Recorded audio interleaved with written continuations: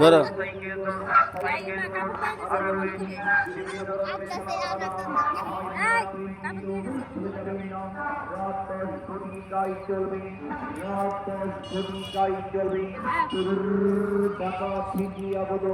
লালন শিল্পী হাসান পাগলা